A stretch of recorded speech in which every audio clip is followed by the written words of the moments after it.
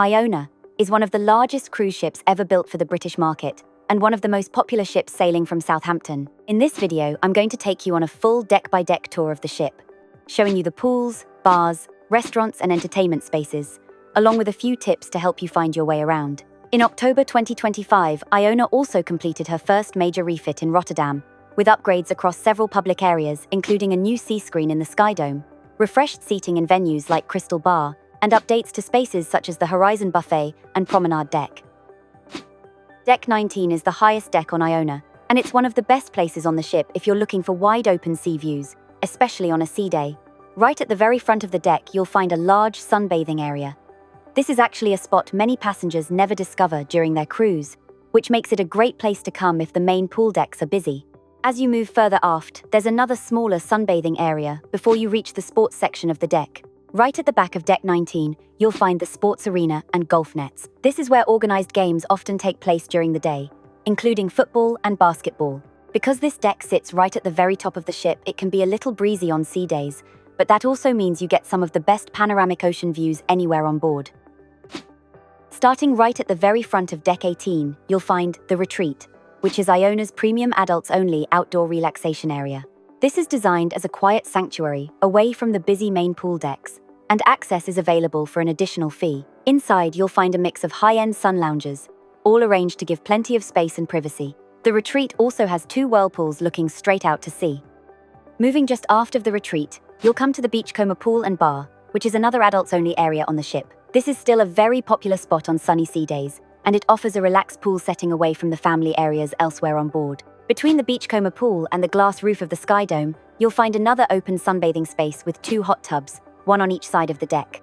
This is a really nice area for a sea day or sail away, and because it sits just outside the SkyDome, it often feels a little quieter than the main pool decks. Now, because of the SkyDome's large glass roof, you can't walk straight through the center of the ship on this deck. To continue aft, you actually need to go down to Deck 17, walk through the ship, and then come back up to Deck 18 on the other side. Once you reach the aft section of Deck 18, you'll find the jogging track, which loops around this part of the ship and is a popular place for a morning walk or run while enjoying the sea views. There's also a small seating area here with outdoor games, which is a nice relaxed space to spend some time on a sea day. Further aft on the port side, you'll find the splash zone, a water play area designed for younger children with water spouts and interactive features. It's a safe and colorful space where younger guests can cool off and have some fun.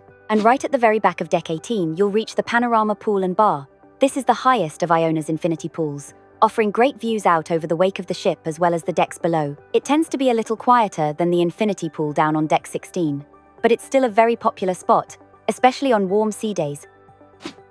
Starting right at the very front of Deck 17, you'll find one of the quietest and most relaxing spaces anywhere on Iona, the crow's nest. During the day, this is a lovely place to come and relax, read a book, or simply enjoy the panoramic views out over the bow of the ship. It's a calm lounge with large windows and comfortable seating, and it often feels much quieter than the busy pool decks. After 6 o'clock in the evening, the crow's nest becomes an adults-only bar, and it's also known for serving some excellent cocktails, making it a very nice place to come before dinner or later in the evening. Still forward on this deck, you'll also find the Epicurean, which is one of the ship's specialty dining venues and offers a more refined dining experience compared with the main restaurants on board. Next to the Epicurean is the Ivory Suite, an elegant space used for special events and celebrations, including weddings and private functions. There are also a number of cabins located on Deck 17, which sit in this quieter upper part of the ship. Moving a little further aft, you reach the upper level of the SkyDome. From here you'll find the Sky Bar, along with seating areas where you can look down over the SkyDome pool below. This is also a really good place to sit in the evening when shows are taking place in the SkyDome. You get a great elevated view of the performances below, but it's worth getting here early as seats can fill up quickly. If you step outside from this area, you'll find another open sun deck with 2 whirlpools, one on each side of the ship. These are great spots for a sea day, offering nice views while still being close to the SkyDome. Continuing aft brings you to the Reef, which is the main kids' club area on Iona. This is divided into different sections for different age groups. There are both indoor and outdoor play areas, giving younger guests plenty of activities and space throughout the cruise. As you continue toward the aft of Deck 17, you'll find 2 more whirlpools, along with a small bridge that connects this part of the deck. From here you get a nice view down toward the infinity pool on Deck 16 below, while also looking up toward the Panorama pool on Deck 18 above. which makes it an interesting little viewing point between the different pool decks.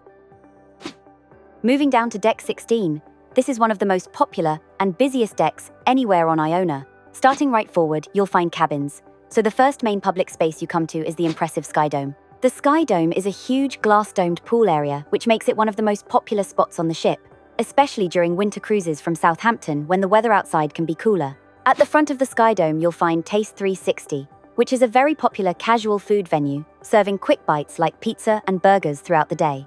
Nearby is the Laguna Bar, one of the 2 bars inside the SkyDome. Next door is Sundays, which serves ice cream and hot drinks. Right in the center of the SkyDome is the SkyDome pool, surrounded by plenty of seating areas and lounges. There are also 2 hot tubs here. This area is always busy, but even on sea days, I usually found it possible to get a seat, especially in the seating areas on both sides of the pool. The SeaScreen was added during the recent Refit of Iona. Also located inside the SkyDome is the Crystal Bar, which was also part of Iona's 2025 Refit. Continuing aft from the SkyDome, you enter the Horizon Buffet, which is the ship's main buffet restaurant. The buffet was also refreshed during the refit with new flooring and updated furniture, helping to give the space a brighter and more contemporary feel. Within this area, you'll also find the beach house. In the evenings, this operates as a specialty dining venue, but during the day, it's used as additional seating for the Horizon Buffet. And if you're interested in learning more about the food on board, I also have a full Iona dining options guide, and I'll link that video in the description below. There is also an outside dining area to the aft of the Horizon Buffet.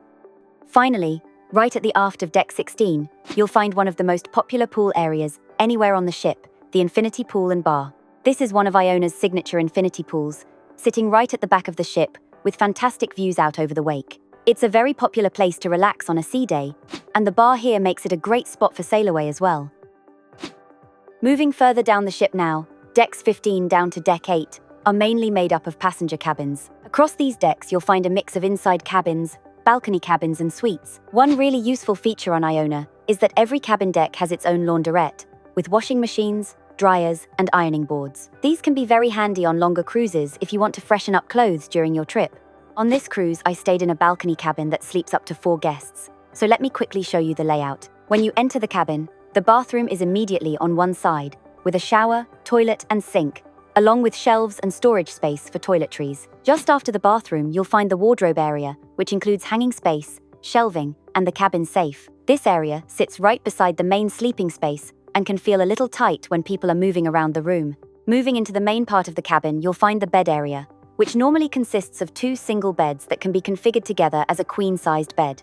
In cabins that sleep 4, there's also a sofa which converts into another bed, along with a bunk bed that folds down from the ceiling, making it a practical option for families. Opposite the bed is the desk and dressing area, with a mirror, drawers, and useful storage space. The cabin also includes a kettle, fridge, hairdryer, and a TV.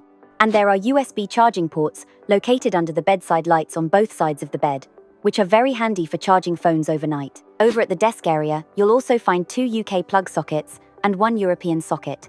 And finally, at the far end of the room, you have the balcony, with outdoor chairs where you can sit and enjoy the sea views. Before we move further down the ship, here's a quick tip that makes finding your way around easier. Near the lifts, you'll see colored plates on the walls. Blue means forward, gray means midship, and red means aft. There's another helpful trick in the cabin corridors. Look at the pictures on the walls. A sunrise means you're walking forward, and a sunset means you're heading aft. Once you know those 2 things, navigating Iona becomes much easier. Starting right at the very front outside on Deck 8, you'll find one of the nicest outdoor spaces on Iona, the wraparound Promenade Deck. This is actually where I spent quite a lot of time during my cruise, because it's one of the few places on the ship where you can walk all the way around and really enjoy the sea views.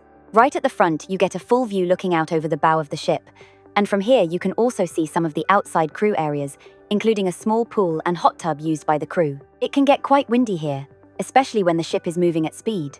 Moving aft along the promenade, you'll pass the conservatory mini-suites. These cabins are a little controversial because the promenade runs right past them, which means the balconies can feel slightly overlooked. Continuing along the outside of Deck 8, you'll find a large outdoor dining area beside the quays, which is a lovely place to sit for breakfast, lunch, or dinner with sea views. There are also plenty of sunbathing areas along this part of the promenade, making it another nice alternative if the main pool decks are busy. Along this section, you'll also find 6 infinity hot tubs, which are fantastic spots on a sea day or during sail away. They're extremely popular though, and even on winter cruises they tend to fill up quite quickly. Finally, right at the aft of Deck 8 outside, you'll come to the Sunset Bar. This is a great relaxed outdoor space with 2 large hot tubs and lovely views out over the wake of the ship. It's a particularly nice place to spend time on a sea day if you don't mind not having a sunbed, and it's also a great spot for watching sail away. Now, moving inside on Deck 8, after the forward cabins you arrive at the top level of the ship's 2-story atrium. This is a really bright and airy space, thanks to the large glass windows, and there's a comfortable seating area here beside Keel and Cow. The Keel and Cow is one of the ship's specialty restaurants, but it also has a bar area, so you can simply come here for a drink as well. Moving further midship, you'll pass the Sweet Shop, followed by Ripples, which is the ship's ice cream cafe. Next along is Sindhu, one of the ship's signature specialty restaurants serving Indian cuisine. There's also the Sindhu bar here, which can actually be a very good place to grab a drink if the other bars around the ship are busy. Continuing along, you reach the Quays, which is one of the most popular casual dining areas on Iona. Here you'll find several different venues including Hook, Line and Vinegar, Asian Fusion, and the Boardwalk Diner, serving a range of casual food throughout the day for breakfast, lunch, and dinner. It's a really good included dining option if you're looking for something quick and relaxed. Tucked slightly to the side of the Quays is also the area where you can pick up desserts, salads and drinks like tea, coffee and water, all included. Just next to this area, you'll also find the Olive Grove, which is the ship's Mediterranean restaurant. And finally, right at the aft of Deck 8 inside, you come to the Clubhouse Lounge. This is a large entertainment venue used throughout the cruise for a wide range of activities, including enrichment talks, children's entertainment earlier in the evening, bingo sessions and live music, and it's a big space with plenty of seating. At the front of Deck 7, you'll find the upper level of the Headliners Theatre. This is the ship's main theatre where the big production shows take place, along with guest entertainers, comedians, and live performances throughout the cruise. Moving aft from the theatre, you'll come to Brodie's, which is one of the most popular bars on Iona. Brodie's has a classic British pub-style atmosphere, and it hosts a lot of activities during the cruise, including quizzes and games. There are also large screens here showing live sport, along with a pool table and dartboards, which makes it a lively and social venue, particularly in the evenings. Just next to Brodie's, you'll find the casino, which has a range of slot machines and gaming tables, and is usually quite busy in the evenings.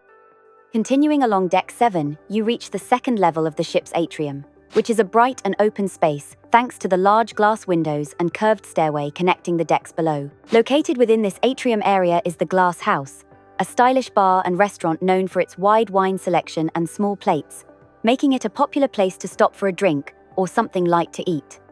From here you'll also see the start of the Avenue, which is the main shopping area on Iona. Along the Avenue, you'll find a variety of shops selling duty-free jewelry, clothing, alcohol, perfume, and cosmetics.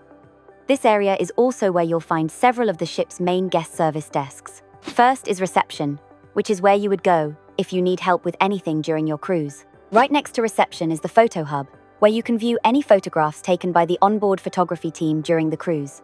You can browse them on the screens here and purchase any you'd like to keep. Just along from here, you'll also find the Peninsula Club loyalty desk, along with the Future Cruises desk, where you can book another P&O cruise while you're still on board. And finally, nearby is the Shore Experiences desk, where you can book or manage shore excursions for the ports on your itinerary. Finally, right at the aft of Deck 7, you'll come to the Coral Restaurant, which is the first of the ship's 4 main dining rooms. Coral is one of the larger dining venues on board and serves breakfast, lunch, and dinner as part of the main dining experience during your cruise. Moving down to Deck 6, and at the front of Deck 6, you'll find the lower level of the Headliners Theatre, and this level provides the main access to the theatre seating. Just outside the theatre is the Scene, which is the teen hangout space on board Iona, giving teenagers their own place to meet and take part in organised activities during the cruise. Moving along the deck, you then reach the upper level of the Oasis Spa, where guests can book treatments such as massages, facials, manicures, and pedicures. Next along is the Art Gallery, where rotating exhibitions are displayed and some artwork is available to purchase. Then you come to the Limelight Club, a cabaret-style venue where dinner is served alongside live entertainment. From here, the deck opens into the bottom level of Iona's grand atrium, with its 2-story glass windows and curved staircase, which is one of the most striking spaces on the ship. Here, you'll also find the Vista Cafe Bar, which serves a range of coffees and drinks throughout the day. Just nearby is the Emerald Bar, which is a lovely spot for a pre-dinner or post-dinner drink while enjoying the atmosphere of the atrium. Tucked away slightly to the side, you'll also find the Harbour Shop, along with the 710 Club. The 710 Club is a small, intimate jazz-style venue, and it's actually one of the hidden gems on Iona that many passengers walk past without realizing it's there. Continuing aft, you reach the Anderson Bar, which has a relaxed atmosphere and also includes a small library area. Opposite Anderson's is Ocean Studios, which is the ship's 4-screen cinema, showing films throughout the day and evening. Finally, towards the aft of Deck 6, you'll find 3 of Iona's main dining rooms. The Opal and Aqua restaurants are slightly smaller dining venues, while Pearl Restaurant, located right at the very back of the ship, is the largest of the 3. Pearl also has large windows overlooking the wake of the ship, which can make for a lovely setting when you're enjoying dinner in the evening. Deck 5 is mostly another cabin deck, but it's also where you'll find the ship's fitness center. This is also the lower level of the Oasis Spa. The gym here is well equipped with cardio machines, free weights, and strength equipment. And finally, down on Deck 3, you'll find the ship's medical center. This is where passengers would go if they needed medical assistance during the cruise, although hopefully it's somewhere you won't need to visit. Now that you've seen your way around Iona, the next big question is usually where should you eat on board? In my next video, I walk you through every restaurant on Iona, what's included, what costs extra, and which ones are actually worth it.